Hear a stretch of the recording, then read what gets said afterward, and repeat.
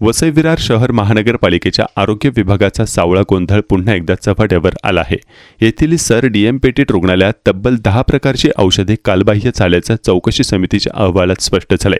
या औषध भंडाराचे नियोजन अत्यंत विस्कळीत असून नवीन आणि जुनी औषधे एकाच ठिकाणी ठेवल्यानं हा गोंधळ उडाल्याचं समोर आलंय। या प्रकरणी संबंधित कर्मचाऱ्यांना नोटिसा बजावण्यात आल्या आहेत। काही दिवसांपूर्वी वसई विरार महापालिकेच्या सर डीएम पेटीट रुग्णालयात मुदत संपलेली कालबाह्य औषधे ठेवली जात असून ती रुग्णांना दिली जात असल्याचे प्रकरण भाजपच्या नगरसेवकांनी उघड केले होते। त्यानंतर शहरात एकच खळबळ उडाली होती। या गंभीर प्रकरणाची दखल घेत महापालिका आयुक्तांनी अतिरिक्त आयुक्त दीपक सावंत यांच्या अध्यक्षतेखाली 4 सदस्यीय चौकशी समिती नेमली होती।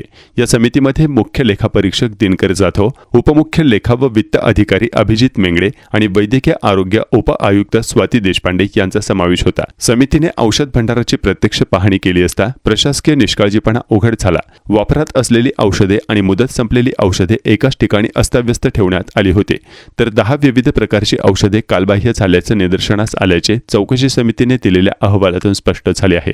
औषध साठा योग्य पद्धतीने वर्गीकरण न केल्यानं हा गोंधळ निर्माण झाला होता। कालबाह्य औषधांचे प्रकरण समोर आल्यानंतर नागरिकांमध्ये भीतीचे वातावरण निर्माण झाले होते। मात्र पालिकेने पत्रकाद्वारे स्पष्ट केले आहे की कालबाह्य झालेली औषधे बाह्यरुग्ण विभागातील कोणत्याही रुग्णाला दिली नाहीत। याशिवाय रुग्णांना दिली जाणारी औषधे सुरक्षित असून आतापर्यंत कोणालाही याचा त्रास झाल्याची तक्रार प्राप्त झाली नाही। त्यामुळे नागरिकांनी घाबरून जाऊ नये असे आवाहन वैद्यकीय आरोग्य विभागातर्फे करण्यात आले आहे।